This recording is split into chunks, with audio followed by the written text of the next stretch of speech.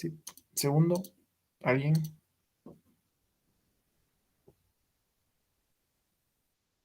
Sí, genial. Continuamos. Bueno, para no perder el hilo, demos un repaso general a todo. Entre las funciones endocrinas, renina. Renina donde se sintetizaba células yuxtaglomerulares.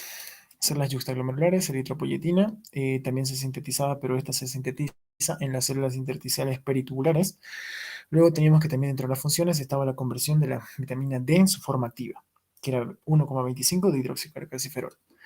Regulación, volumen soluto aguas, molaridad ácido base. Muy bien, la excreción, ya sabemos todo esto. ¿Qué nos interesaba de todo esto? Que el riñón derecho se encontraba un poco ligeramente inferior hacia el izquierdo, que el izquierdo. De esto, ¿no? El color, ¿quién le daba el color a la orina como tal? Era la urobilina. De todo esto de la irrigación, recordemos que era arteria renal, segmental interlobular, arqueada, y lo que nos llamaba mucho la atención era quien daba como tal las arteriolas aferentes, quienes eran las interlobulares. Muy bien, todo este sistema lo vimos. Algo que también teníamos que recalcar era la inervación, que mencionábamos que esta sí tiene inervación simpática, sin embargo la parasimpática no la tiene. Pero algunos te dicen que la tienen, ¿no? Ahora, dentro de las nefronas teníamos dos, muy bien, eran las nefronas corticales y yuxtamedulares. Las corticales representaban el 85% y las yuxtamedulares representaban el 15%. Funciones de las corticales, como pueden ver, era esta, tenía, bueno, las diferencias era que el asa era corta, mientras de las yuxtamedulares era la diferencia, mientras que las de yuxtamedulares tenían la función de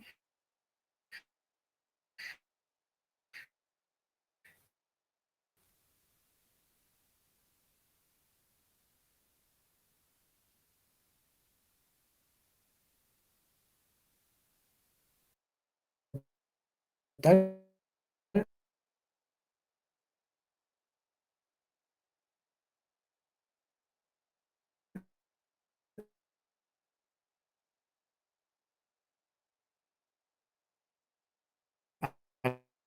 de sodio.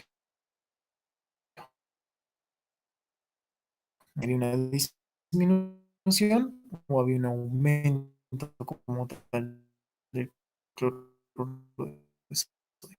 No es tan difícil de aprender, ¿no? ¿Sabes? Si en caso quieren calcular flujo plasmático renal, igual despeje, ¿no? Esto lo pasan a multiplicar por flujo secreta ni absorbe. Tienen que pasar aquí al otro lado. Ahora, una vez que pasan a todo este sistema tubular, teníamos las funciones como tal que son las funciones tubulares. La filtración, que era el pase, ¿no? De acá a este lado. La absorción de todo este líquido, de todo el filtrado glomerular, tiene que pasar, o sea, la absorción es de todo este filtrado glomerular o de este espacio, tiene que pasar hacia los vasos. La secreción es de los vasos hacia este espacio tubular. Y la excreción es todo lo que queda acá y es eliminado al medio externo. Aquí teníamos más características, fórmulas que teníamos que saber, los que les mencionaba, eran fórmulas y fórmulas. La filtración glomerular determinada por coeficiente de filtración y la presión de filtrado neto. El coeficiente era de 12,5, puede que les pregunten si en alguno ha entrado. Ahora, lo que pasaba, eso me olvidé decirles, ¿no? Lo que pasaba era todo lo que pasa desde el del flujo plasmático renal hacia el sistema tubular, ese porcentaje se denomina la fracción de filtración y es del 15 al 20%, ¿no? Eso les decía. O sea que de todo esto, solamente el 15 al 20% pasa. Entonces tienen que multiplicar, ¿no? Todo esto por 0,2 o 0,15. Y eso es lo que nos da. Y eso era el filtrado glomerular. Y eso representaba el 125 ml en minuto. Porque recuerden que de todo esto, solamente pasa el 20%. Y eso representa 125 ml minuto. Filtrado glomerular. Recuerden eso. 120 ml minuto. A ver, ¿qué más me olvidó decirles? Acá las determinantes ya mencionamos. Dentro de ellas teníamos las presiones. que era por el equilibrio de Starling. Dentro de esas dos presiones eran las determinantes como tal, que eran la hidrostática y la coloidosmótica. La hidrostática determinada como tal por el agua y la coloidosmótica por las proteínas. Esta como tal, teníamos agua acá que quería salir, entonces era positiva, o sea, a favor del filtrado glomerular, y la coloidosmótica que retenía. Muy bien, y solo se encontraba acá, en el glomérulo, no en el espacio de Bowman. ¿Por qué? Porque no puede pasar las proteínas, ¿no ve? Y aquí teníamos la presión hidrostática, pero de la cápsula de Bowman, ¿no? En total nos da una presión neta de 10. Ahora, estas fórmulas les dije que posiblemente les pregunten, y en este caso teníamos una gráfica en la cual, cómo podíamos hacer que aumente eh, el filtrado glomerular o que disminuya. Hacemos que, en este caso, disminuya causando una vasoconstricción a nivel de la arteriola aferente. Muy bien, disminuye el flujo, disminuye tanto la presión hidrostática y disminuye el filtrado glomerular. Sin embargo, si queremos que aumente, donde interactuamos en la arteriola eferente. En la eferente, ahí interactuamos, que principalmente va a ser la angiotensina, ahí actúa, causa una vasoconstricción, hace que haya un aumento como tal de la presión hidrostática, principalmente. También va a haber proteínas, porque recuerden que se va a acumular tanto agua y las proteínas también ahí se van a acumular. Así que es como que compensatorio, pero va a predominar, por así decirlo, la hidrostática. Y eso va a hacer que haya un aumento de la filtración glomerular. Y bueno, ya tenemos toda la filtración glomerular, ya tenemos todo esto. Ya han llegado todos los solutos en esta parte. Ahora nos ubiquemos. Esto va a ser la primera porción, el túbulo contorneado proximal. Acá tenemos el capilar glomerular. Vamos desde la luz. Esta es la luz tubular, todo esto de acá. Las células tubulares, esta de acá, muchachos. Y todo este es el espacio intersticial. Esta es la membrana apical y todo este es la vasolateral. Aquí, vasolateral. Y todo esto acá, el intersticio. Y acá encontramos los capilares peritubulares. Recuerden, peritubulares porque principalmente está en la reabsorción y secreción, ¿no ve? ¿Dónde se encuentran estos capilares peritubulares? En la nefrona cortical.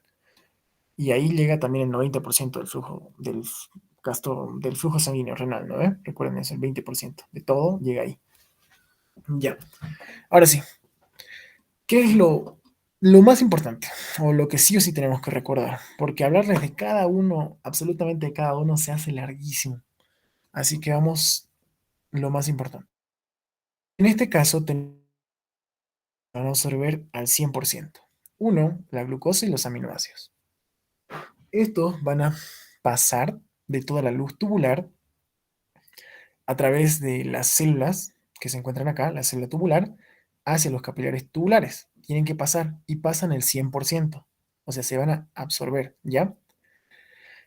¿Y cómo lo hacen? La glucosa, muy bien. Recuerden que tenemos aquí primero esta de acá. Esta es la que nos va a ayudar en todo momento. Esta de acá.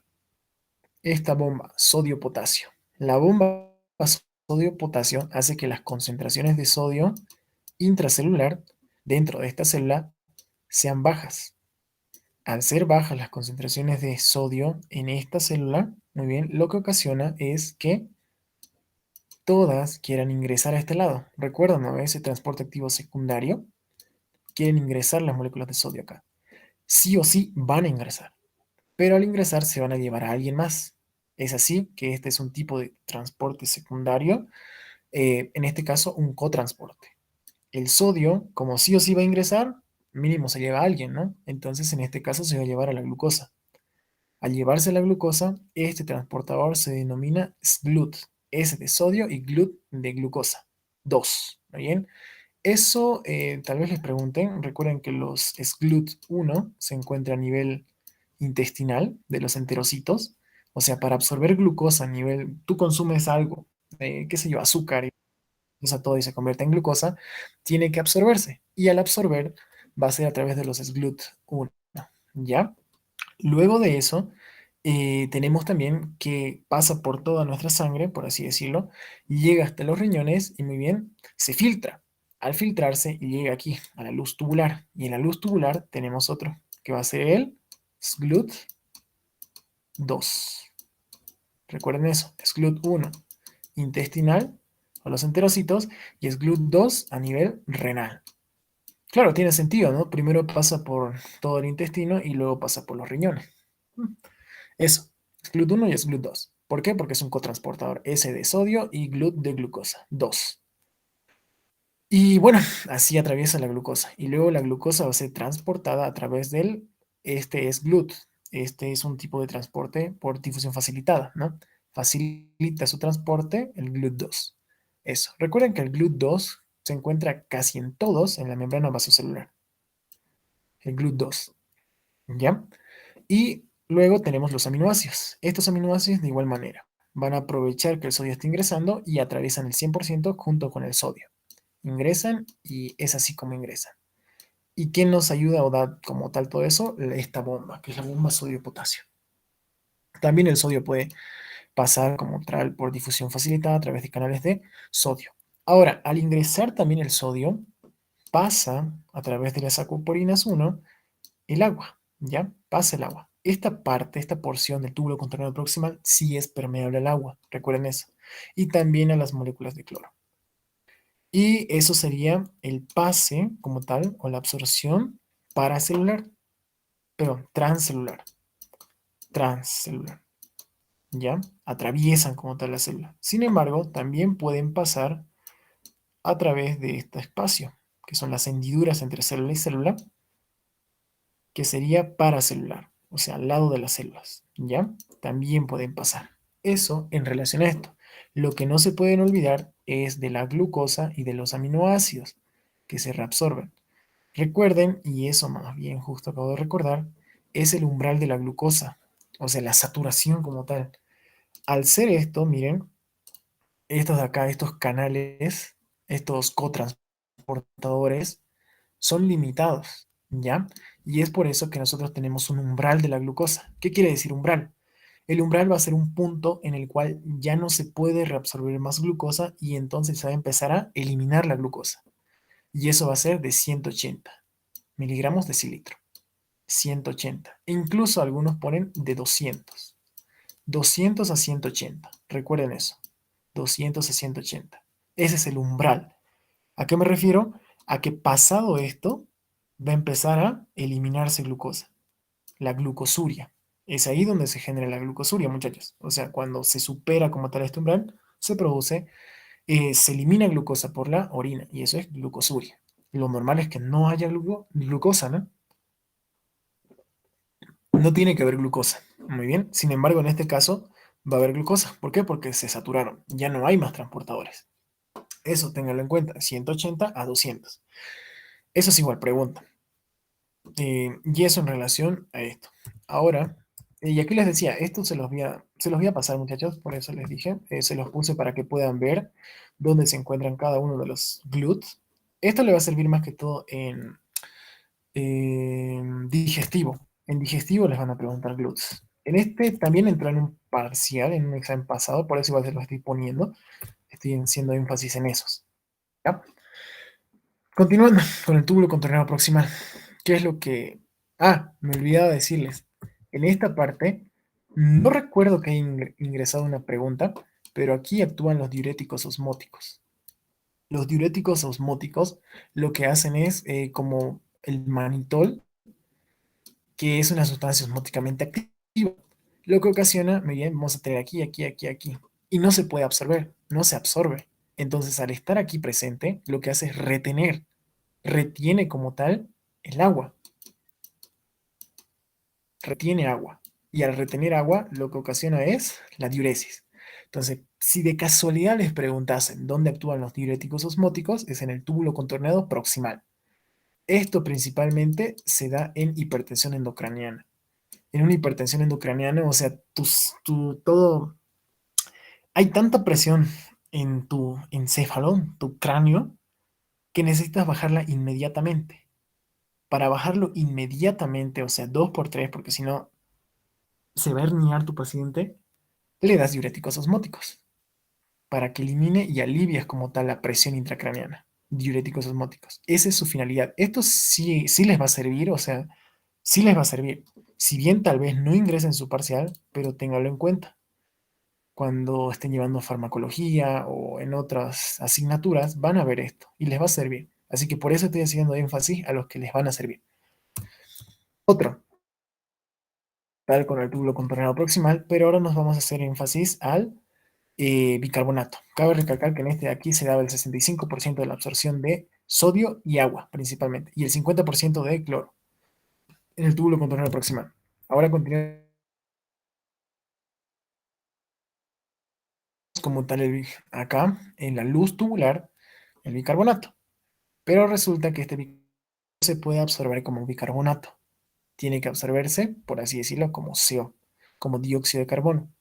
Entonces, aquí tenemos este de acá, aquí se encuentra mi bicarbonato. Tenemos una se va a disociar gracias a la enzima anidrasa carbónica. Esta anidrasa carbónica lo que hace es que se divida en dos componentes, el CO2 y una molécula de agua.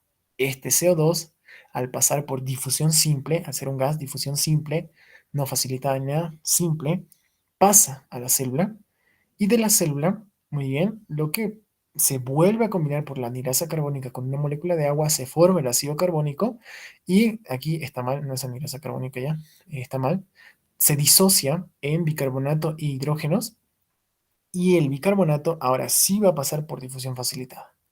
Y esto sí se los preguntan, el 85% como tal del bicarbonato se reabsorbe en el túbulo contornado proximal. ¿Y por qué se lo estoy explicando así una diapo específicamente para esto? Pues resulta que esto es importante para la utilización de fármacos. Estos fármacos no les han preguntado, pero se los doy así como que ya para el año digan, ah, claro, era así, ¿no ve? Porque el año van a ver esto de fármacos y a veces nos pillan desprevistos, ¿ya?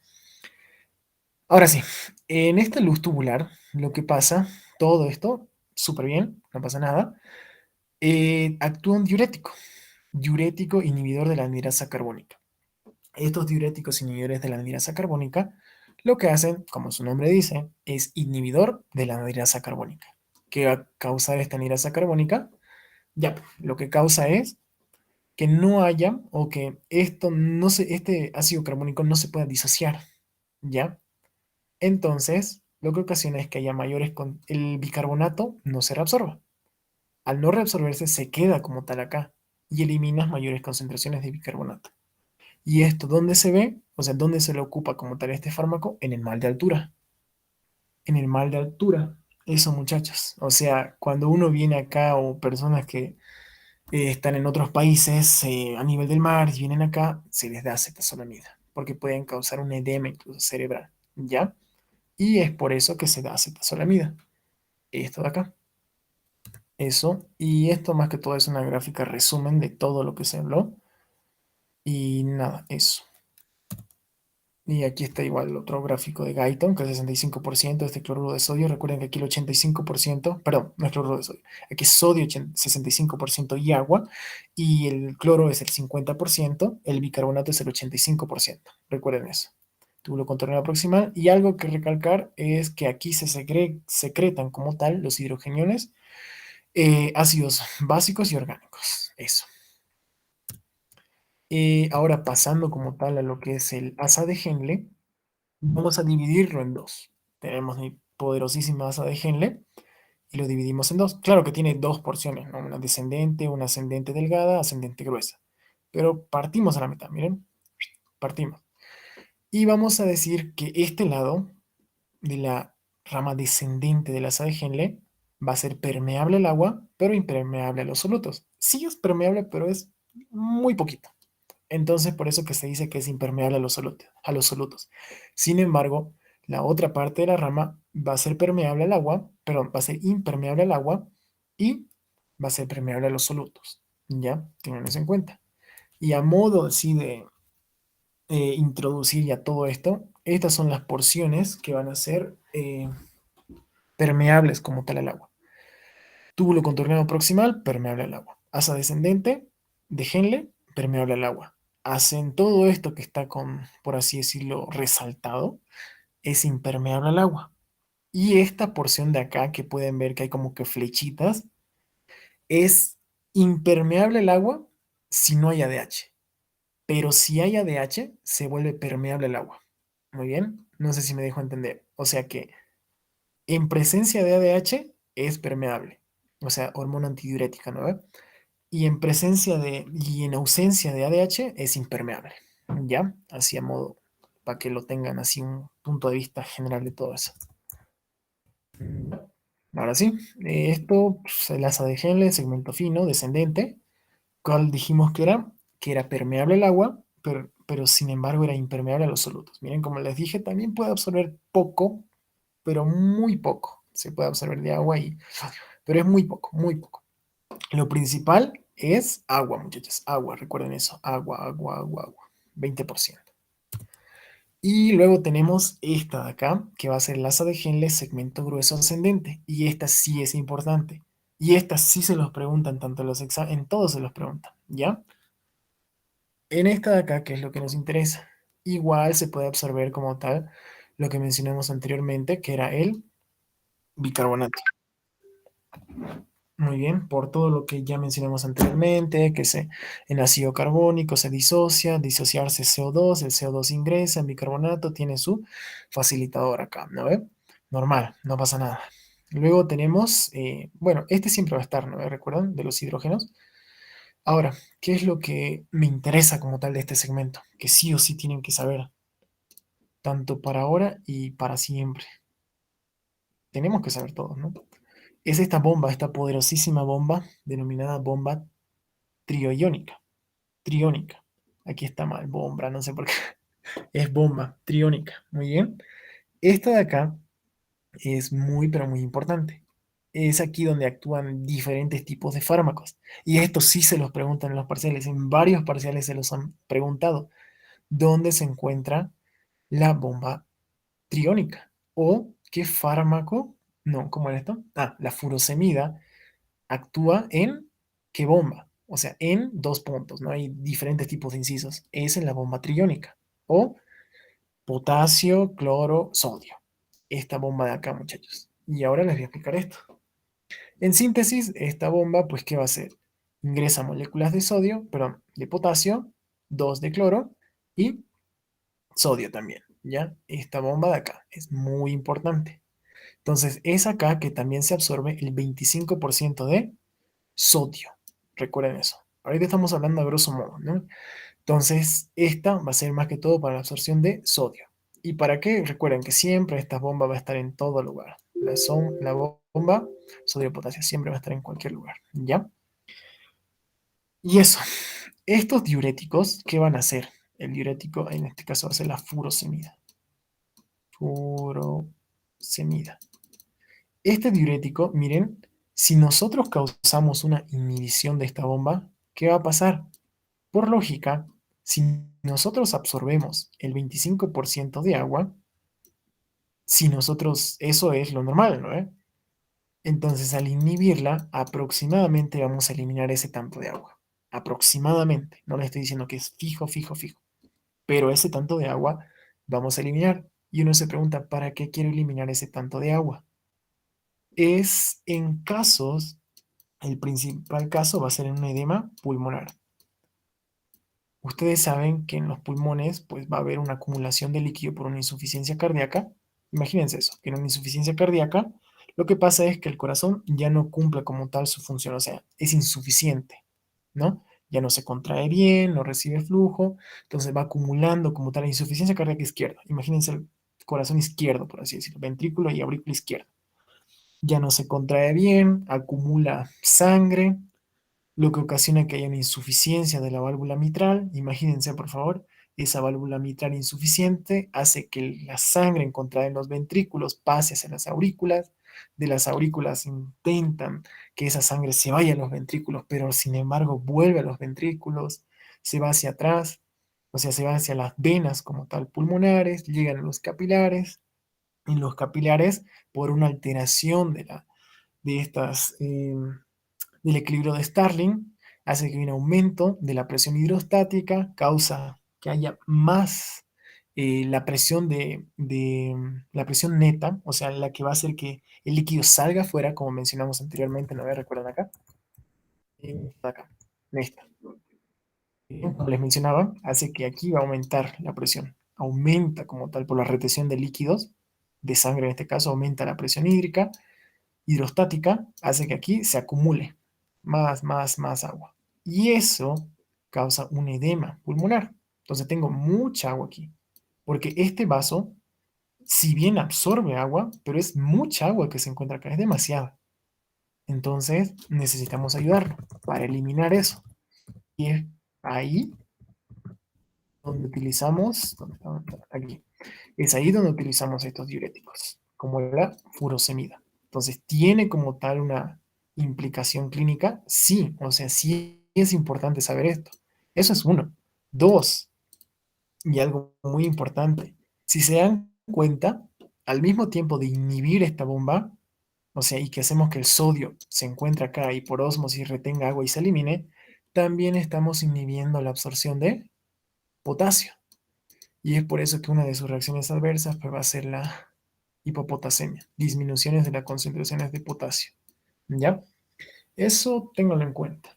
O sea, eso les va a hacer, esto de aquí, de la furosemida, todo eso, sí, eso sí va a entrar en su parcial. Esto como tal de la reacción adversa no entra, ¿no? Pero es como que si se dan cuenta, ya saben al año cuando estén llevando farmacología, ya van a saber por qué sea eso de la reacción adversa. Muy frecuente, ¿por qué? Porque si al mismo tiempo que inhibo esta bomba, estoy inhibiendo la reabsorción tanto de sodio y de potasio. Y el potasio se elimina y una hipopotasemia, ¿ya? Eso. Eso es importante en esa parte. Y eso sí se los pueden preguntar en el examen. ¿Ya? Eso. Sigamos. En conclusión, aquí se absorbe en el asa descendente, se absorbe agua, sin embargo, en el asa ascendente se absorben los solutos. O sea, esta parte era permeable al agua, impermeable al soluto, o era muy, pero muy bajamente permeable a los solutos, y esta parte era muy, muy permeable a los solutos, pero impermeable al agua. ¿No ve? Eso. Ahora, vamos y continuemos con el túbulo contorneado distal, porción inicial. ¿Ya? En esta porción es donde interactúan otros diuréticos, que esto igual se le hizo pregunta, creo, en los exámenes. Los diuréticos tiacídicos, ¿donde actúan? Pues actúan en este nivel, en esta bomba, en la bomba sodio-cloro. Muy bien. En esta bomba actúan los diuréticos tiacídicos. ¿Y qué es importante de esto? Miren, esto de acá. Que en esta parte se absorbe el 5% de agua. Entonces, estos son como diuréticos leves. Muy bien, son diuréticos que hacen que se elimine como tal agua, pero bajo, ¿no ven? Es bajo el nivel de eliminación de agua. Y en estos, pues, actúan principalmente los diuréticos tiacídicos, se utilizan como tal para tratar la hipertensión arterial, muchachos. Primera línea eran los inhibidores de la enzima convertidora de angiotensina o del el inhibidor del AT, de la angiotensina 2, ¿ya? Por eso, teníamos diuréticos que actuaban en ambos. Dentro de ellos teníamos los, pero no eran diuréticos, los otros son antihipertensivos. Pero esos, a ver, antihipertensivos eran los primeros que se utilizaban, como el losartán, el anapril. Luego teníamos que si no respondían a estos, se le añade. ¿Qué se le añade? Los diuréticos tiacídicos. ¿Ya? Estos diuréticos tiacídicos se les añade para tratar la hipertensión arterial. Es por eso que también es importante, ¿ya? Tal vez, o sea, les van a preguntar no qué diurético actúa, ¿no? Simplemente les van a decir que son los que actúan a nivel del túbulo, por el túbulo contorneado distal, porción inicial, los diuréticos tiacídicos. Tal vez les ponen diuréticos en asa, diuréticos tiacídicos y así, ¿no? Pero esto, solo a grosso modo, tal vez entre en un examen, en dos exámenes creo que he visto que ha entrado. Así que por eso les digo, ya, eso, ya. Y pues es impermeable al agua. Muy bien, también se lo denomina segmento diluyente, porque es impermeable al agua. ¿Ya? Y aquí tenemos como tal la bomba. Eso es lo más importante. Recuerden, el 5% al 10%, el 5 al 10% incluso. De aquí incluso hasta el 15 mencionan, pero el 5 póngale, 5%, 5 a 8 de reabsorción. Luego tenemos estos de acá que van a ser, a ver, estos, de nuevo, luz tubular, célula capilar y, perdón, célula tubular y aquí encontramos los capilares peritubulares. En este sigue siendo un segmento diluyente, pero aquí tenemos una bomba específica, que es la bomba de ahorradora de potasio. Aquí ya ahorraba, aquí interactúa, esto sí no entraba en ningún parcial, pero ténganlo en cuenta que es ahí donde se encuentra esta bomba ahorradora de potasio o los diuréticos ahorradores de potasio. Dentro de ellos teníamos dos, unos que actúan a nivel de la bomba de sodio, que es esta, específicamente esta bomba, y otro que era la aldosterona, que interactuaba no directamente con estas bombas de sodio-potasio, sino que indirectamente por otro tipo de receptores. Aquí tiene todo un suceso, muy bien, como este es una hormona que viene del colesterol, se unía como tal hacia el núcleo, empezaba a que hay una síntesis de proteínas y todo eso activaba el sistema MP cíclico y luego causaba que hay un aumento como tal de la funcionalidad de esta bomba, que es la bomba sodio-potasio, ¿ya? Pero tengan en cuenta, esto les va a servir más adelante, esto. Entonces, el túbulo contorneado perdón, túbulo contorneado distal, porción final, es ahí donde actúan estos fármacos que van a ser ahorradores de potasio. Ya. También se observa el cloro y recuerden eso, que acá es impermeable al agua. ¿Por qué es impermeable al agua? Porque dependen, o sea, es impermeable, sí, porque en este caso no van a tener acuaporinas, ¿ya? Sin embargo, con la presencia de ADH, la ADH, lo que ocasiona es una síntesis de acuaporinas y esa síntesis pues se acoplan como tal a la membrana celular y en esta pues al tener ya acuaporinas pues ya se puede introducir el agua, o sea, ya puede reabsorberse, ¿ya? Vamos a aceptar un rato. Acá, aquí no es. Ahí está. Aquí no hay nadie. Ya, eso. Entonces, eso en relación a esto, muchachos. Y bueno. Esta parte es de la ADH, como les mencionaba. Si bien la ADH es esta, la hormona antidiurética. Esta lo que va a hacer es unirse a los receptores y en los receptores son receptores acoplados a proteínas, ¿no? Son de segundos mensajeros. En este caso, van a hacer que hay una activación de la MP cíclica. La MP, perdón, no es MP cíclica, adenil ciclasa. La adenil ciclasa va a hacer que el ATP se convierta en AMP cíclico y esto va a desencadenar que hay una activación de la proteína sinasa A, lo que ocasiona una fosforilación y esto va a hacer que se sinteticen o haya la formación de estas acuaporinas. ¿Y qué tipo de acuaporinas? Son las acuaporinas tipo 2. Entonces, si tenemos las dos, debe haber unas acuaporinas 1. Las acuaporinas 1 eran estas de acá. Lo contornado proximal, muchachos, aquí. Lo contornado proximal encontrábamos, miren, estos pequeños, por así decirlo, canales, que eran las acuaporinas y permitían el paso de agua. Muy bien. En este caso son las dos. Y gracias a la formación de estas acuaporinas, permiten el paso de agua. Es por eso que en esta parte son ADH dependientes, por así si quieren llamarlo. ADH dependientes. ¿Ya? Ahora, esto es como que para la integración, o sea, para integrar lo que estamos hablando sobre la ADH, recuerden que si en este caso, miren, aquí tenemos solutos en la luz, solutos, ¿no ven? Entonces, lo normal, la concentración de solutos normal, digamos, o sea, hay solutos que deben eliminarse y deben absorberse, todo normal, todo tranqui. Pero en este caso, digamos que hay ADH. ¿Cuándo va a haber una ADH, por así decirlo? Cuando se estimula a la hormona antidiurética. En estos casos, una restricción hídrica.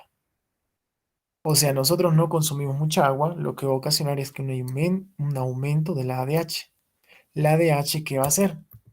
Todo un mecanismo para que haya un aumento de la síntesis de acuaporinas. ¿Y qué va a hacer estas acuaporinas? Se impregnan como tal o se adhieren a la membrana plasmática y lo que hacen es que haya el paso de agua. O sea, en síntesis, va a haber mayor reabsorción de agua. Eso es lo que hacen las aquaporines. Ahora, hay otros síndromes, que es síndrome de secreción inadecuada, muy bien, que hace que haya mucha ADH, la osmolaridad plasmática va a bajar. eh, Vamos a aceptar a alguien más.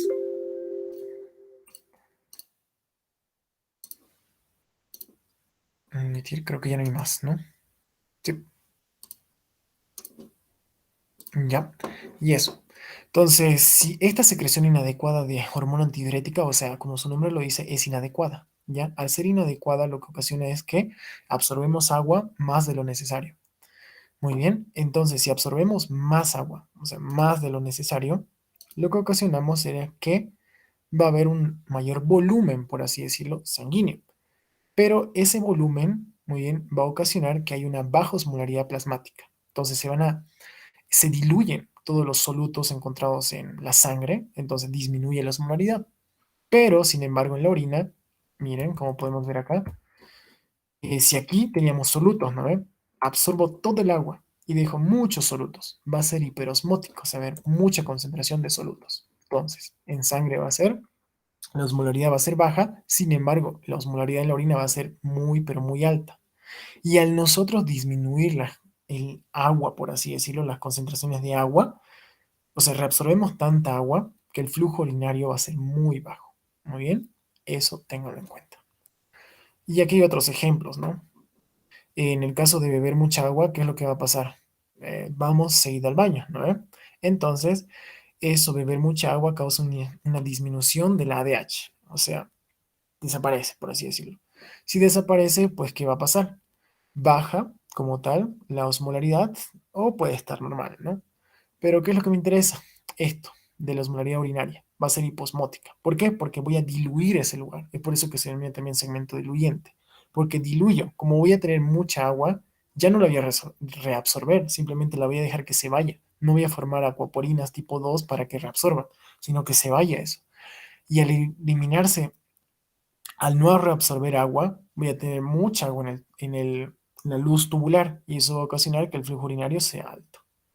Y así es un ejemplo que pueden ir viéndolo. Ahora sigamos. Túbulo contorneado distal. En el túbulo contorneado distal, ¿qué es lo que nos interesa como tal? ¿Qué es lo que nos llama la intención? Bueno, a ver, no está aquí. No, no hay. Estas células nos interesan. Células intercaladas tipo 1 o las tipo A y las tipo B. En síntesis, de así directo. Las tipo A van a ser van a participar en cuando estemos en un proceso de acidosis. Recuerden que acidosis y alcalosis son términos que se utilizan para ver la concentración de pH. A ver, miren, pH 7.35 y 7.45 es lo normal. Si tenemos una disminución del pH, se denomina acidosis. Si tenemos un aumento del pH, alcalosis. Así de sencillo. Cuando hablemos de una disminución del pH, una acidosis, van a responder, por así decirlo, o las que van a interactuar van a ser las células intercaladas tipo A. Sin embargo, si hablamos de una alcalosis, va a ser la tipo B. Eso recuerden eso. En alguno ha entrado, así que ténganlo en cuenta eso. Aquí tenemos el túbulo, luego casi tenemos unas bombas, que va a ser la bomba. eh, ¿Cómo interactúa todo esto? Vamos de este lado. Como es una acidosis, recuerden que los determinantes del pH principal, sí, pH, van a ser el CO2 y el bicarbonato. Esos son los determinantes, los principales, ¿ya? Entonces, en este caso, como va a ser una acidosis, el que va a aumentar va a ser el dióxido de carbono. Entonces, vamos a tener muchas concentraciones de dióxido aquí a nivel capilar, peritubular. Entonces eso va a hacer que el CO2 ingrese a las células. Al ingresar a las células, ¿qué va a ocasionar? Se unan. Al unirse, ¿qué va a pasar? Se forma el ácido carbónico. El ácido carbónico se disocia en bicarbonato y hidrógeno. Estos de acá, muy bien, los hidrógenos van a ser eliminados a través de un transporte activo, que va a ser de hidrogeniones, y otro transporte activo también, que lo que va a ocasionar es que se elimine como tal hidrógenos y se reabsorban potasios. Potasio, muchachos, potasio, potasio, potasio. ¿Ya? Recuerden eso. Y ese potasio, pues finalmente pasa y este bicarbonato que se encontraba, pues también se reabsorbe, no pasa nada, porque recuerden, lo que necesitamos es acá, tenemos muchas concentraciones de hidrogeniones. Entonces nuestro principal objetivo es eliminar hidrogeniones, lo que estamos haciendo acá.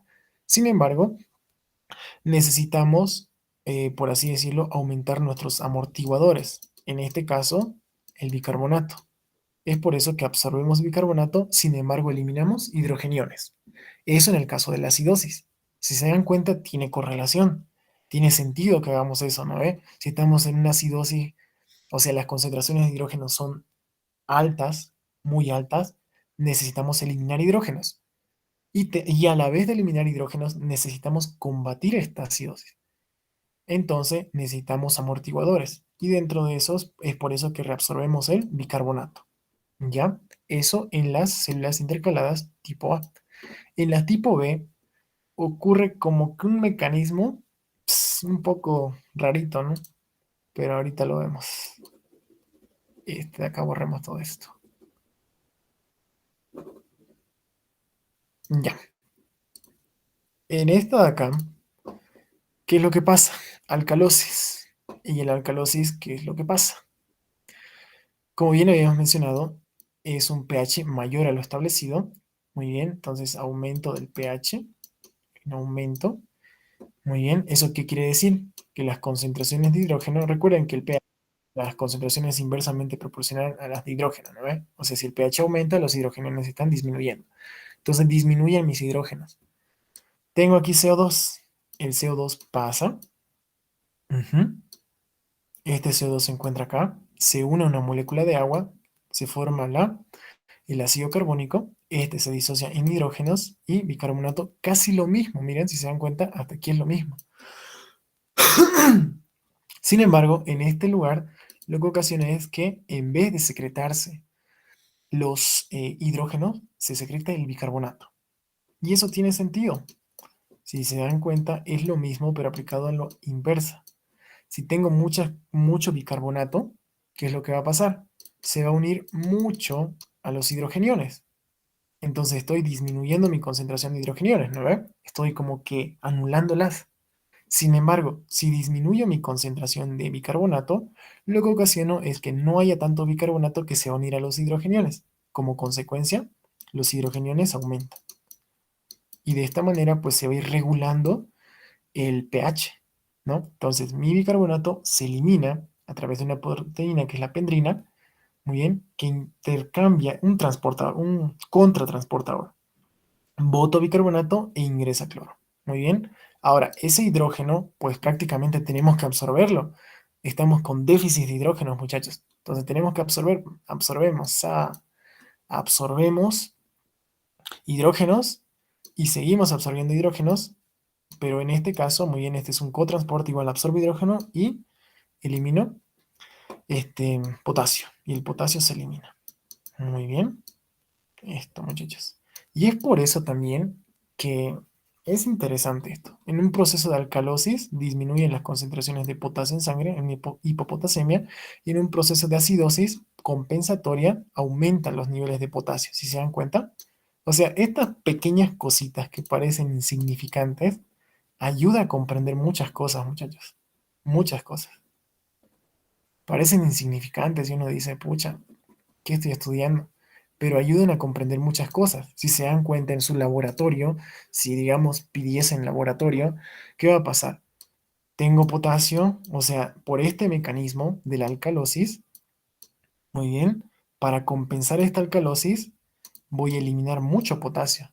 Entonces, en un paciente que tenga una alcalosis, voy a encontrar los niveles de potasio disminuidos, una hipopotasemia. Sin embargo, si mi paciente tiene una acidosis, ¿qué es lo que va a pasar? Se reabsorbe mucho potasio, entonces, ¿qué voy a encontrar? Niveles elevados de potasio. Si se dan cuenta, todo es correlación, o sea, esto lo pueden correlacionar con la clínica. Claro que ahora cuesta un poco, ¿sí? pero lo van a poder hacer, muchachos. Y esto igual lo pueden repasar y les va a servir para más adelante. Les va a servir. Y esto es como que en general un resumen de todo lo que vimos. Túbulo contorneado inicial, porción proximal, porción inicial, final, asa de Henle, todo esto. Todos los cotransportadores que van a actuar, muy bien, las hormonas como tal que van a interactuar y las acciones diuréticas. Muy bien, que les decía, diuréticos osmóticos, diuréticos inhibidores de la anhidrasa carbónica, también los diuréticos de asa, que es la furosemida, les decía, los diuréticos tiacídicos, los ahorradores de potasio, y eso, muchachos. Y esto son resúmenes, así como tal, que se los estoy poniendo para que los puedan ver, dar una miradita, porque, para que los vean. Y este igual es como un resumen. Este es un resumen de todos los transportadores y cotransportadores, tanto luminales y vasolaterales. Muy bien. Esto de aquí y cada uno, que absorbe, nomás que en esta parte no están los porcentajes. Así que si bien te menciona cuáles son los canales que interactúan o los transportadores, no te menciona cuánto. Esta de acá también la pueden revisar. Es justamente lo que les expliqué de cada uno de los diuréticos y fármacos que interactúan. Miren, aquí están los de la anhidrasa carbónica, inhiben como tal la anhidrasa carbónica, que ven acá. Los diuréticos osmóticos, que miren, están en la luz y como tal lo que hacen es retener agua y eliminarlo. Los diuréticos, ¿estos cuáles son? Diuréticos de asa, sí, son los diuréticos de asa. Estos diuréticos de asa que inhiben la bomba triónica, muy bien, y miren como podemos ver, va a haber eliminación de potasio. También se elimina el potasio y es por eso que te podía causar hipopotasemia. Y estos los diuréticos tiacídicos, que les decía que eran los canales de sodio, muy bien. También, claro, el cloro, ¿no? Pero no pasa. Principal son los de sodio y se elimina. Y esto de acá, que no recuerdo qué es. Ah, lo que les decía, los diuréticos, pero los ahorradores de potasio. Muy bien, todo esto lo pueden repasar, lo que les expliqué, pero sintetizado así directo. Muy bien. Los que tienen que saber, los que les mencioné, eran estos dos. Diurético, no. El que sí o sí, así por nada, no tienen que dejar de no saber, o sea, tienen que sí o sí saber, es este de acá. Los diuréticos de asa. ¿Dónde interactúa? ¿Dónde se encuentra la bomba triónica o dónde actúa la furosemida? Ese entró en su parcial. Tal vez el doctor o la doctora que dio estas teóricas les dijo, entonces ténganlo en cuenta. ¿Ya? Eso. Continuando. Ah, y esto lo saqué del libro de Linda Constanzo. Y sí preguntaron esto. Miren, esto se lo puse porque está muy bonita, sí. La verdad es que de cada uno de la absorción de cada ion, o sea, de cada uno de estos, del sodio, potasio, calcio, fosfato, de todo uno, de cada uno. Y estos sí ingresaron, muchachos, en los exámenes. Es por eso que se los puse para que repasen. O sea, yo se lo puedo decir, ¿no? Esto va a ser así, así, pero muchachos, ustedes tienen que repasarlo como tal, porque si no, no se van a acordar. Y esto ha entrado en su parcial. Pero este es como un resumen de todo lo que vimos anteriormente. Entonces, del sodio es 60%, 65% a 67%, muy bien, en el túbulo contorneado proximal. En el asa, eso, como lo decíamos, a través de los SGLUT principalmente, ¿no? ¿Recuerdan? SGLUT. ¿Qué es GLUT?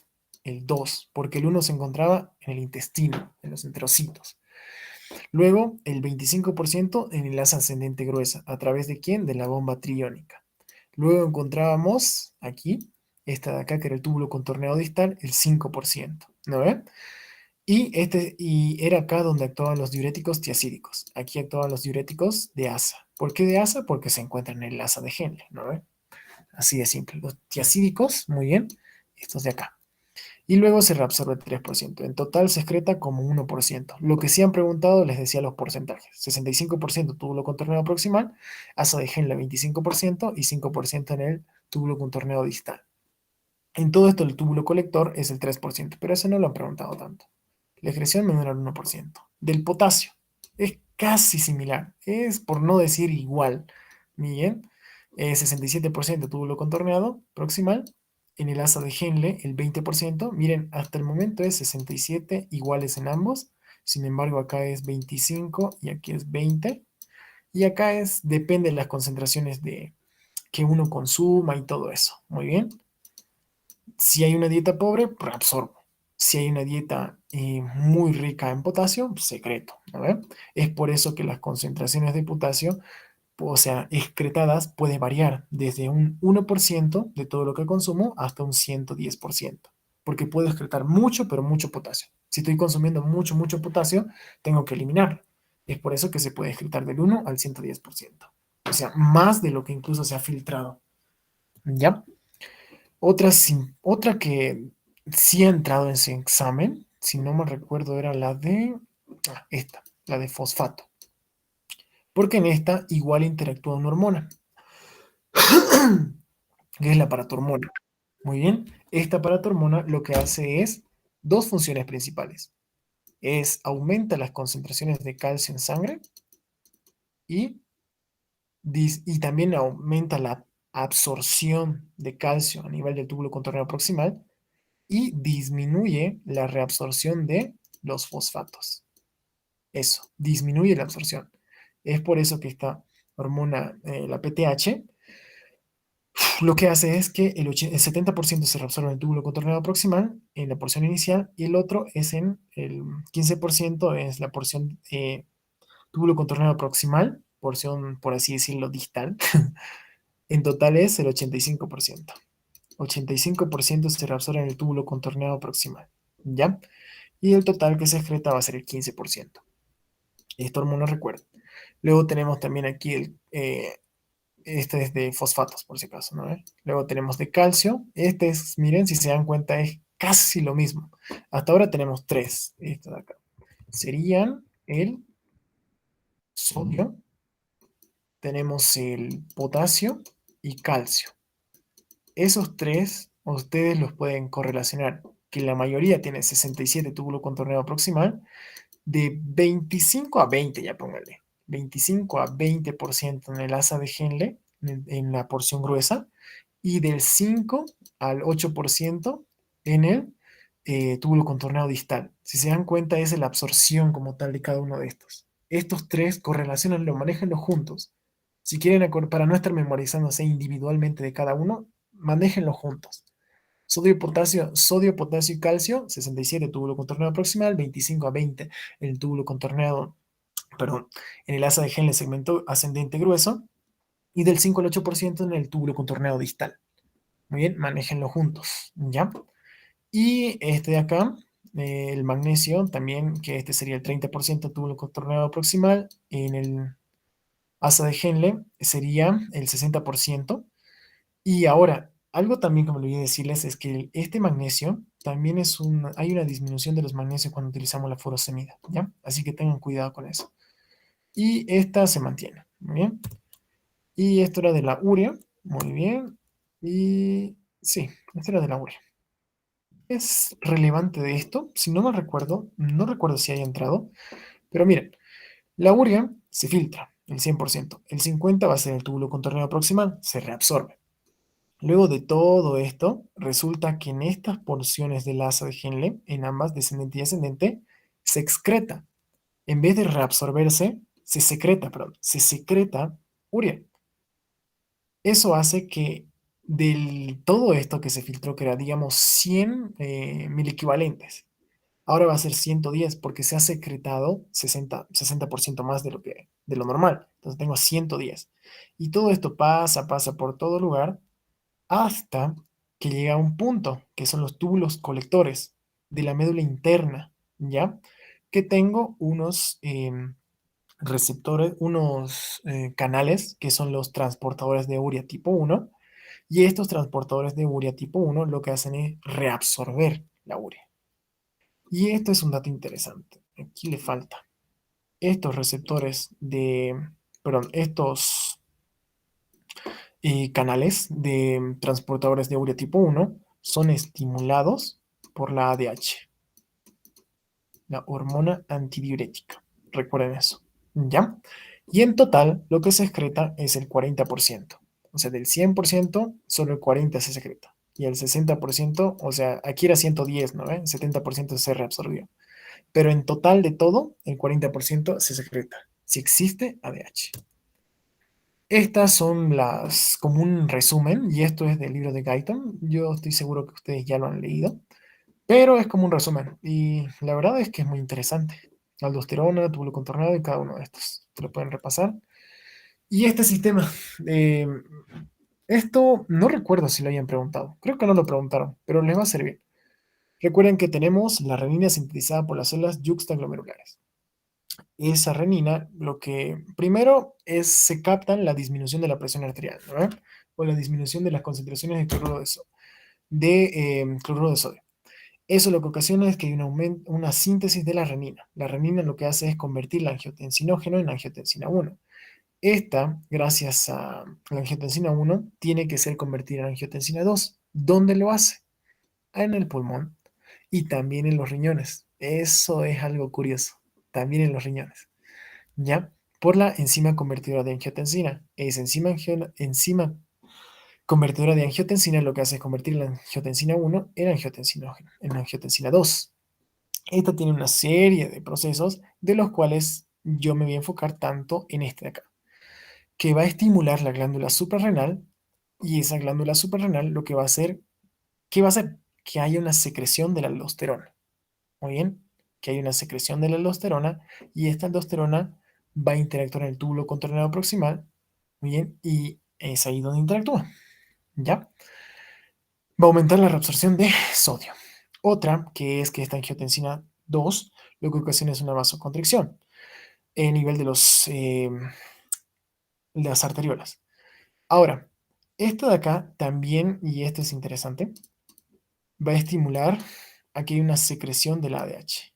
Y esta secreción de ADH, pues prácticamente hace que haya un aumento de la absorción de agua. ¿Ya? Y de esa manera, como va a haber mayores líquidos, va a haber mayor presión hidrostática, y eso va a hacer que haya un aumento de la presión arterial. ¿Ya? En síntesis, eso es. Ahora, lo que sí es más relevante, que esto se lo van a preguntar en endocrino, no aquí en nefro, en renal, es todo esto.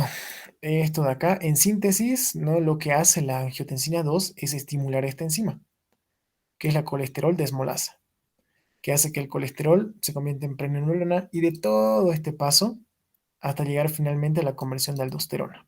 Ya, es por eso que el sistema renina, angiotensina, aldosterona, finalmente dando lugar a esto, aldosterona. Ya. Y aquí también es como un resumen como tal. Y la angiotensina 2. Esto, muy bien, ¿cómo actúa la angiotensina 2? Tal vez les pregunten, pero tiene dos maneras. Aquí está la luz tubular y el líquido intersticial, que es la membrana vasolateral, y aquí estaría esto de acá, capilares peritubulares. La luz tubular lo que hace es estimular como tal esta, este intercambiador sodio-hidrógeno, los estimula, haciendo que haya mayor reabsorción de sodio, y también estimula a estos dos de acá, a la bomba sodio-potasio, y esta bomba que es sodio-bicarbonato intercambiador, bueno, el cotransporte sodio-bicarbonato. Estimula como tal eso. Si estimulo, lo principal es este, y estos dos. Si estimulo esta bomba, hago que las concentraciones de sodio, o sea, aumento la reabsorción de sodio. Y en esta parte aumento también que bote más sodio. Y recuerden que aquí teníamos otros canales que eran los canales de sodio. Muy bien, hace que por diferencia de concentraciones, entre más y más sodio. Eso sería en cuanto a renal. Y ahora un breve resumen de lo que es trastornos del equilibrio ácido-base. ¿Ya? Esto ha entrado de manera general, así que lo vamos a ver. Como les decía anteriormente, todo este pH va a estar determinado por dos cosas principal: el CO2 y el bicarbonato. Esos dos son los principales determinantes del pH. ¿Ya? Y esto quiero que lo sepan, les va a servir igual más adelante. El pH, los valores normales, va a ser de 7.35 a 7.45.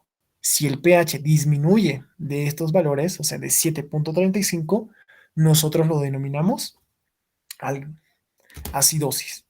Si aumenta, alcalosis. Muy bien. Ahora, hay tipos. Como les digo, este pH está determinado por dos principales componentes, o sus factores, si quieren decirlo. El CO2 y el hidrógeno. Pero el CO2 y el bicarbonato. Recuerden que el CO2 es muy, pero muy difundible en el intercambio gaseoso. No sé si recuerdan, aquí teníamos un vaso, aquí teníamos el alveolo. Lo que pasa es que este CO2 es muy, pero muy permeable. O sea, pasa normal. Recuerden que la diferencia de presiones de ambos lados era mínima, pero sí siendo tan mínima, se difunde rápido. O sea, se difunde normal. O sea, se difunde muy, pero muy rápido. Entonces, cuando hablemos de una alteración, o sea, en el pH, esta puede ser principalmente del CO2, y cuando hablamos del CO2, directamente lo relacionamos con que hay daño en a nivel pulmonar, a nivel del pulmón. Los pulmones están fallando, muy bien, o todo el sistema respiratorio, si quieren decir. Y si vemos que el fallo es a nivel de los bicarbonatos, porque recuerdan que vimos que la reabsorción del 85% en el túbulo contorneado proximal, o sea, quien reabsorbe todo esto de los bicarbonatos, es el riñón. Entonces, cuando hablemos de bicarbonato, hacemos referencia al riñón y también lo denominamos metabólica. ¿Ya? Espero que se haya entendido. Repitiendo, esta de aquí va a estar con esto, este pH va a estar determinado por dos factores principales. Muy bien, que eran el CO2 y el bicarbonato. Si hablamos de una alteración a nivel del CO2, hablaremos de que el origen es respiratorio. Y si hablamos de una alteración del bicarbonato, hablamos que el origen es metabólico. Muy bien, ahora sí, ya sabemos que la disminución de esto nos da una acidosis. El aumento, una alcalosis. La acidosis, muy bien, aquí puede dividirse en dos, como les mencionaba. Puede ser una alteración del bicarbonato, que será metabólica, o puede ser una alteración del CO2, que será respiratoria. Muy bien. Y en esta de acá es muy interesante. Esto me olvidé ponerlo, mil disculpas. No, no hay. Para las acidosis, y esto es lo que entró en su examen, y yo creo que sí va a entrar porque estaba nomás, yo creo que sí les van a preguntar, va a ser esto. En la acidosis, que es una disminución del pH, hay, como decirlo, una memotécnica que va a ser, siempre que hablemos de metabólicas, va a ser, siga la flecha, ¿muy bien? Entonces, si hay una disminución de esto, del pH a nivel metabólico, o sea, los hidrogeniones, perdón, hay una disminución del pH, esta es acidosis. Esta es acidosis, acidosis y una disminución del pH. Bien, se pierden, en este caso, se pierden hidrogeniones. No, hay un aumento de hidrogeniones. ¿No ve? Porque recuerden que es inversamente proporcional. Esto, el pH es inversamente proporcional a la concentración de hidrogeniones. Si el pH disminuye, los hidrogeniones aumentan. ¿No ve? Entonces, si mis hidrogeniones en este caso están aumentando, esta puede ser metabólica, este de aquí se está alterando el bicarbonato. Como compensatorio de esto, compensación tendría que ser una disminución del CO2. Muy bien, es así. Ahora, en este caso de la respiratoria, ¿qué es lo que pasa? Tengo una acidosis, pH. En este caso, los hidrogenos están muy elevados. Muy bien. Tengo entonces concentraciones muy altas de CO2. Muy altas.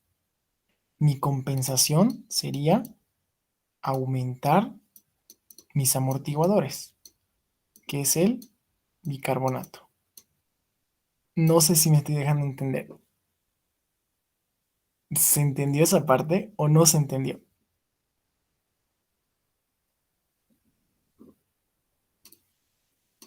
Muchachos. Ya, no hay problema. Ahora sí lo vamos a analizar más, ¿ya? porque sí, creo que no se entendió. Vamos a hacerlo acá. Una diapo más. Vamos a ver.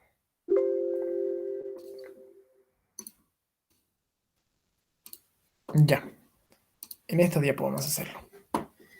Tenemos el pH.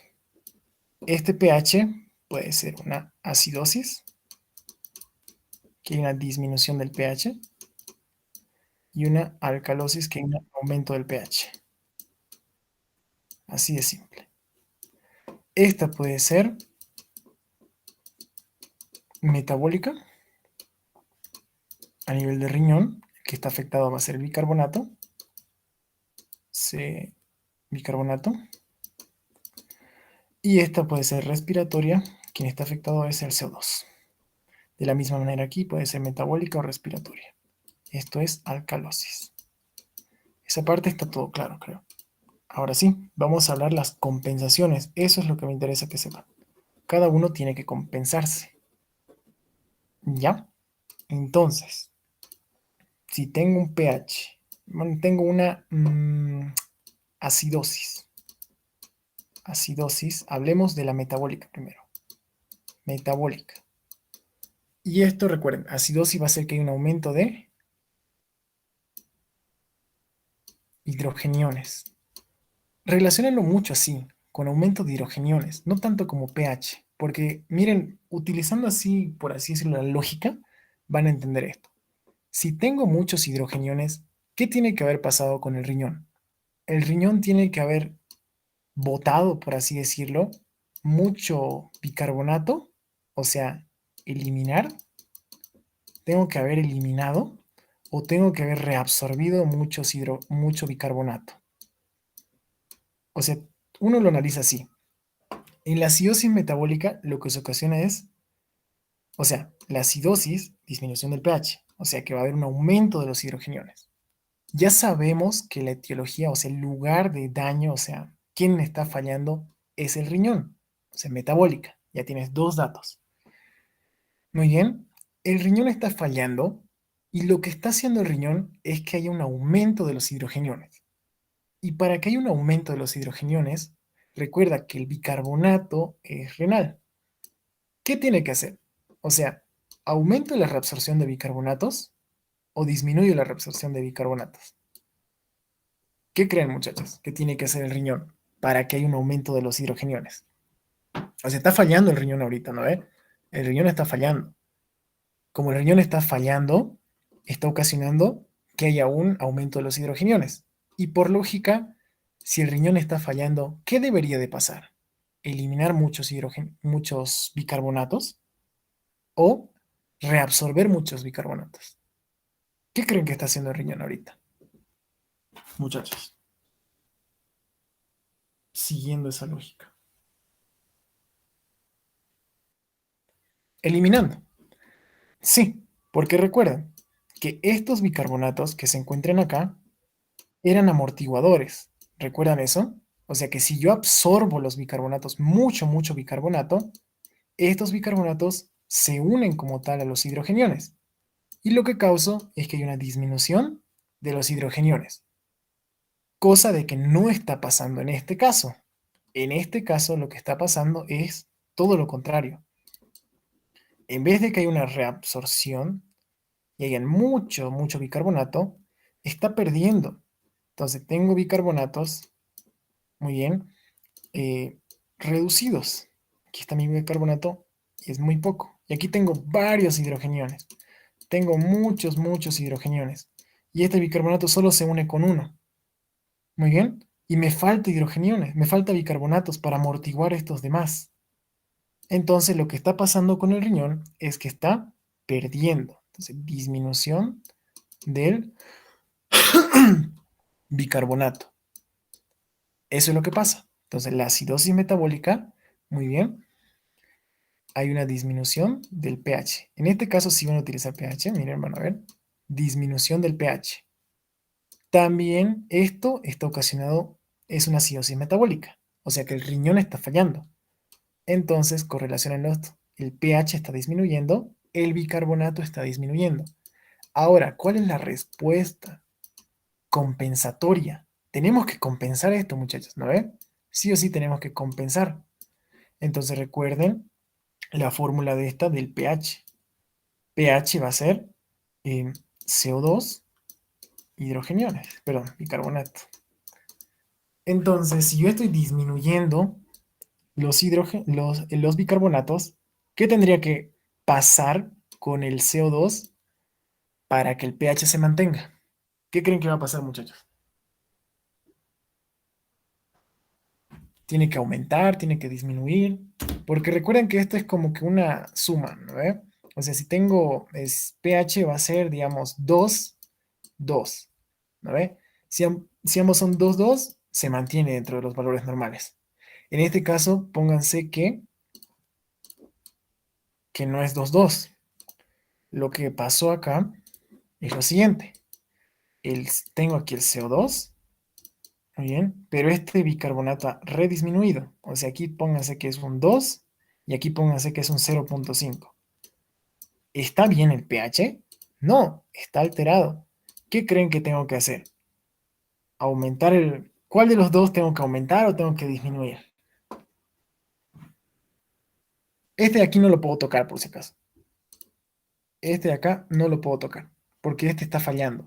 Tengo que compensar. Este de aquí tengo que disminuir, muchachos. Tengo que disminuirlo. Es por eso, miren, y aquí que se encuentra el CO2. Entonces, eso va a hacer que esto se disminuya en 1 y aquí va a estar 1, ¿no ve? Incluso 0,5 va a estar acá y aquí 0,5 y me va a dar un pH normal, por así decirlo. Normal. Entonces, mi respuesta compensatoria a todo esto es una disminución del CO2. Y eso sí era pregunta de parcial. Decía, ¿qué esperaría en una acidosis metabólica? Inciso A, aumento de los bicarbonatos. Inciso B, disminución de los bicarbonatos. Inciso C, aumento de la presión parcial, aumento del dióxido de carbono. Inciso D, disminución del dióxido de carbono. Y la respuesta en este caso es disminución. Es por eso que aquí vamos a poner, de un rato, otra, que en este caso se aplica algo que dice, sigue la flecha, sigue la flecha. ¿Qué quiere decir eso? Tengo mi pH disminuido, en este caso es acidosis metabólica, ¿no ve? Metabólica. ¿Qué va a pasar? Mi bicarbonato disminuye, CO3 disminuido. ¿Y qué espero? Que también disminuya mi CO2. Sigue la flecha, todos van hacia abajo, ¿ya? Ahora vámonos con una alcalosis, pero sigue siendo renal en este caso. Vamos a ver una alcalosis renal. Alcalosis, recuerden que va a ser un aumento del pH, ¿no ven? El pH va a incrementarse. ¿Eso qué quiere decir? Lo que quiere decir es que hay una disminución de los hidrogeniones, ¿no ven? Están disminuyendo. Y aplicamos la misma lógica, muchachos. La causa, en este caso, estamos en metabólico. Es metabólico, pongámosle nombre. Es una alcalosis metabólica. ¿Quién está fallando? Es el riñón.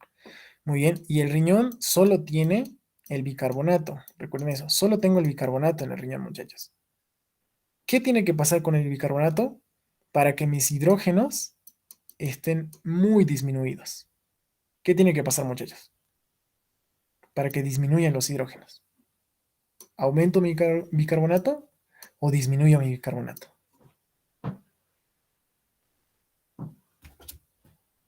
¿Qué creen que tiene que pasar?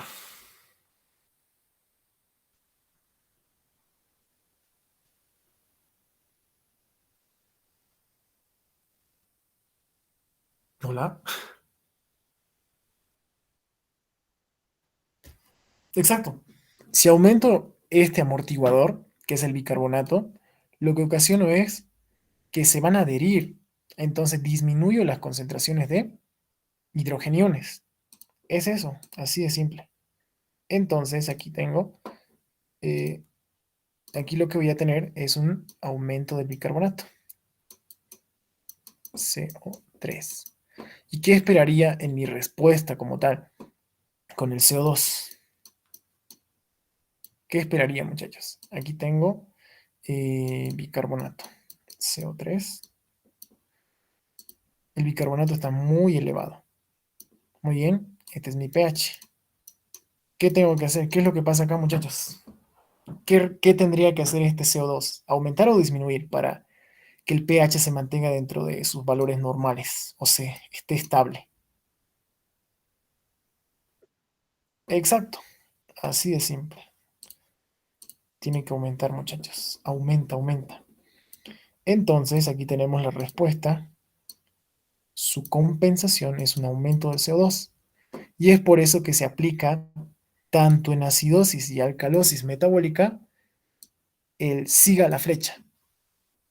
Si el pH disminuye, recuerden que esto es pH, perdón, va a ser a nivel metabólico. Metabólico es siga la flecha. Muy bien. Entonces aquí tengo acidosis, que va a ser disminución, y aquí una alcalosis, un aumento. Entonces sigue la flecha. El pH disminuye, el bicarbonato también disminuye. Y la respuesta compensatoria va a ser el CO2. ¿Qué va a pasar? También disminuye. Todos miran hacia abajo. Eso es el, por así decirlo, como una tipo regla de siga la flecha. En el pH, en el caso de la alcalosis, aumenta el pH, aumento mi bicarbonato y la respuesta que yo espero es un aumento del CO2. Sigue la flecha. En la acidosis el pH disminuye, todo lo demás disminuye. En alcalosis sube y todo lo demás sube. Muy bien. ¿Está entendido esta parte de acidosis y alcalosis metabólica?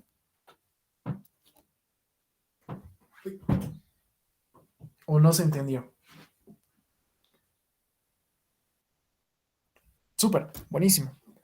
Ahora vámonos a la última, que va a ser esta de acá. Esta va a ser para respiratoria. Recuerden que teníamos aquí vamos a tener una disminución del pH, que en este caso, y un aumento del pH. En estas dos ya van a ser las respiratorias, muchachos. Respiratorias. ¿Quién está fallando? Los queridos pulmones. ¿Quién se está alterando? El CO2. Ese es el principal, el CO2, porque estamos hablando de pulmones, CO2, metabólica, bicarbonato. Entonces, tengo aquí esto de acá, que es el pH. Mis hidrogeniones están muy elevados. Para que mis hidrogeniones estén muy elevados, ¿qué creen que está pasando con los pulmones? ¿Están reteniendo CO, dióxido de carbono, o están eliminando CO2? ¿Qué creen, muchachos?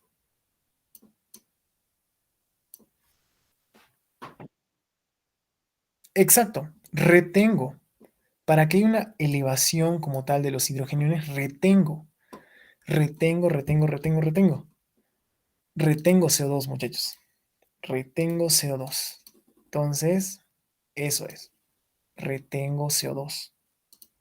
Puede que su paciente esté con una neumonía y a consecuencia de eso, recuerden que es así, un alveolo, aquí tengo los capilares, y en una neumonía todo esto está dañado. No hay intercambio gaseoso. Y si no hay intercambio gaseoso, ¿qué es lo que está pasando? Hay un acúmulo de CO2. Muy bien. Si acumulo mucho CO2, recuerden que este CO2 se convierte, se une en una molécula de agua y H2O se forma un ácido, el ácido carbónico. Este es un ácido, su nombre te dice, es un ácido. Entonces lo que ocasiona es una acidosis. Muy bien, acidosis respiratoria. Imagínense eso. Así de simple, muchachos. Entonces se produce una retención o un incremento de CO2. En este caso, muy bien, tenemos un incremento de CO2. ¿Qué creen que va a pasar con el bicarbonato? Respuesta. Tengo el CO2 y tengo el bicarbonato. Recuerden que ambos son determinantes del pH. Si mi dióxido de carbono ha aumentado, ¿qué tiene que hacer el riñón? Tiene que aumentar la reabsorción de bicarbonatos. muy bien, que son mis amortiguadores. Aumenta la reabsorción de bicarbonatos. Entonces mi respuesta va a ser un incremento del bicarbonato. ¿Ya? Porque este ácido carbónico, recuerden que se disocia y luego al disociarse nos da muchas concentraciones de hidrógenos. Entonces necesito la formación de o retención de más bicarbonatos para amortiguar eso. ¿No ven? ¿Se entendió esa parte? Sí, ¿no? Ya, súper, bienísimo. Entonces la siguiente. Vámonos en esta. Ah, en conclusión, esta de aquí no sigue la flecha, muchachos. Por eso es que en las respiratorias es el primero, no sigue. En el otro de todas las metabólicas sigue la flecha. ¿No ven? ¿Recuerdan eso? Sigue la flecha. Si hay una acidosis, el pH está disminuyendo. El bicarbonato, principalmente como es metabólico, todo hablamos de bicarbonato. Aquí, si el pH disminuye, el bicarbonato disminuye y la respuesta que esperamos es una disminución del CO2. Y la alcalosis sigue siendo metabólica. En todo lo metabólico, todas siguen la flecha. Todas se van para abajo o todas suben. Sin embargo, en esta de las respiratorias, no es así. El pH disminuye. Muy bien, aquí tengo aumento del CO2 y mi respuesta compensatoria sería un incremento del bicarbonato. Eso. Ahora, vámonos con el otro. En el caso de la alcalosis, aumento del pH. Muy bien. En el aumento del pH, ¿qué creen que va a pasar? Aumento del pH, hay un incremento, una retención de CO2 o hay una eliminación de CO2. Eliminación. ¿Qué creen que está pasando? ¿Elimino o retiene? Exacto. Un ejemplo de esto es una hiperventilación. En una hiperventilación, imaginen una situación, no sé si les ha pasado o han visto, que cuando están llorando mucho en los funerales, eh, lloran mucho, ¿no ven? O sea, es normal, es una pérdida. Entonces, lo que pasa es que al llorar tanto, hay una hiperventilación. Hacen eso, ¿no ven? ¿Recuerdan eso? Hay una hiperventilación. Y recuerden esto, el CO2 se difunde muy rápido. O sea, pasa del alveolo al alveolo demasiado rápido. 20 veces más que el oxígeno. Muy bien, recuerden eso. Entonces, como pasa acá mucho CO2 y como estoy hiperventilando mucho, lo que ocasiono es que se elimina mucho CO2. Mucho CO2. Y es así que tengo eh, una alcalosis respiratoria. ¿Ya? Pero ese rato se compensa rápido. A ver, haciendo un paréntesis en eso. Muy bien, si tengo muchas con muy disminuido el CO2, hay dos situaciones que podemos hacer. Muy bien. Es tan disminuido el CO2 que nosotros tenemos que dar CO2 o simplemente tenemos que dejar de respirar. No respiramos. Y es por eso que se desmayan, muchachos. Si las concentraciones de CO2 son demasiado bajas, nuestro mismo cuerpo lo que hace es no respirar. Te desmayas. No respiras por un momento. Estás en un estado de apnea temporal. ¿Para qué? Porque recuerden que nuestras células consumen oxígeno y forman CO2. ¿No ve? Entonces nuestras células consumen oxígeno y forman CO2. En ese tiempo que no estás respirando, lo que pasa es diferentes reacciones que hacen que se forme más CO2, ¿no ve? Porque nuestras mismas células constantemente están, por así decirlo, trabajando, entonces forman CO2 hasta que se regula y empieza a de nuevo, por así decirlo, ventilar y como tal se da la ventilación y reacciona y todo eso. Muy bien. Entonces, eso. Y algo que generalmente no ve es lo que uno ve y es que aparte necesita aire, ¿no ve? Necesita respirar, por así, eso dicen, ¿no ve? Y no, lo legal y a la vez es interesante, porque como todos se amontonan, ¿no ve? Recuerden, nosotros inspiramos oxígeno y exhalamos CO2. Entonces, imagínense que están todos alrededor, qué sé yo, como un anato, están alrededor van a hacer récord y están alrededor ahí de su cadáver. Entonces está ahí, pero imagínense que en vez del cadáver está una persona que se ha desmayado. Todos están exhalando CO2 y esa persona, como está respirando muy poco, está inhalando el CO2 y es como que se compensa. Estoy inhalando más CO2, entonces estoy reponiendo. Entonces, por parte sí está bien eso. Está bien de que vengan las personas y se acerquen alrededor de esa persona. Como están exhalando mucho CO2, esa área está muy concentrada de CO2 y esta persona lo inhala y se recupera. Está bien. Otro ejemplo es en los aviones. No sé si han visto que los aviones lo que hacen es ponerse una bolsa, ¿no ve? Porque están bien tensos, por así decirlo, bien estresados y están hiperventilando. Entonces, hiperventilan, hiperventilan, y llega un momento que siempre les dan bolsitas, ¿no? Tengan su bolsita así y respiran y se empiezan a relajar, ¿no ve? Eso es porque si siguen hiperventilando se van a desmayar, mientras con la bolsita ese CO2 que están eliminando lo están volviendo a ingresar, o sea, están volviendo a inhalar y así regulan su pH. Eso era como que para que se distraigan, muchachos, para que se distraigan. Volviendo al tema. Tenemos acá nuestro pH. En este caso, el CO2, dijimos que lo que se pasa en este caso es una eliminación de CO2. Entonces el CO2 disminuye. Mi respuesta compensatoria, ¿qué va a hacer? Reducir los bicarbonatos. Y eso sería, muchachos. Entonces, en conclusión, la última diapo. Y de ahí nos vamos a dormir. No, mentira, tienen que estudiar. Bueno, tenemos que estudiar también, tengo tareas.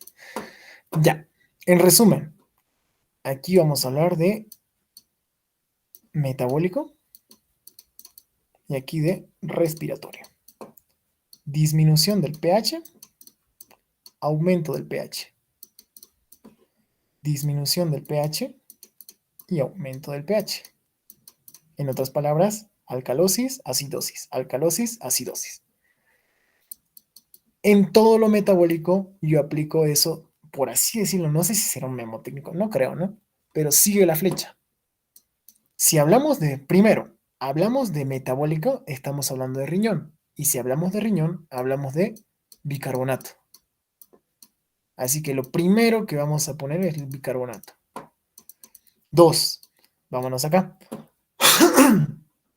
Hablamos de una acidosis o una alcalosis, pero respiratoria. Lo primero que ponemos es el CO2. ¿Está entendido? Espero que sí. Metabólica. Sigue la flecha. El bicarbonato disminuye. La respuesta compensatoria sigue la flecha. Del CO2 es la disminución. Eso en la acidosis. Todas van para abajo, para abajo, para abajo, para abajo. Así. Esta de acá es el pH. El bicarbonato sigue la flecha, sube. La respuesta del CO2 también es subir. Sigue la flecha. Para arriba, para arriba, para arriba. Y el otro es la respiratoria. En la respiratoria, recuerden, aquí es a la inversa. Tengo una acidosis, o sea que tengo mucho ácido carbónico, así relacionenlo, ¿ya? Hay mucho ácido carbónico y el ácido carbónico, o sea, para que haya mucho ácido carbónico necesito CO2. Entonces, aumenta el CO2. Y la respuesta compensatoria es incremento del bicarbonato. Vámonos al otro que es la alcalosis. En la alcalosis, ¿qué es lo que pasa? Pierdo muchos hidrogeniones, muy bien, entonces estoy perdiendo mucho CO2. Y mi respuesta compensatoria es disminución del bicarbonato. Entonces, así. Y en esta, miren, aplicamos lo mismo de las flechitas, pero van de inversa. La primera disminuye y las segundas van para arriba. En este caso, la primera va hacia arriba, o sea, el pH aumenta en una alcalosis y las demás van hacia abajo. ¿Está entendido esto, muchachos? ¿Se entendió lo de ácido base? Buenísimo. Y eso sería, muchachos. Muchas gracias por su atención. Desearles éxito en su parcial de mañana. Y nada, pues, ¿qué les digo? Estudiar nomás, ¿no? O descansen. Si ya estudiaron, dime.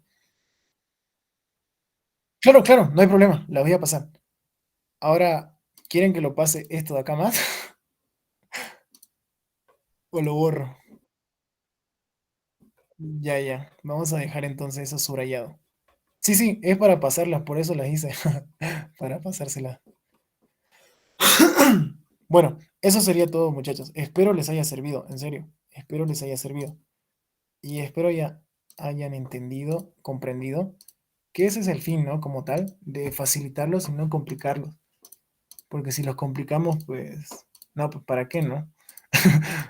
Es facilitar las cosas. Así que nada, deseo darles éxitos en su parcial de mañana. Ya saben, apliquen su criterio, deduzcan las cosas. Si bien hay cosas que sí hay que saberlo de memoria, hay cosas que también se pueden deducir. ¿Ya? Eso, muchachos. Espero les haya servido y nada, nos vemos el lunes en su parcial. Se cuidan. Éxitos.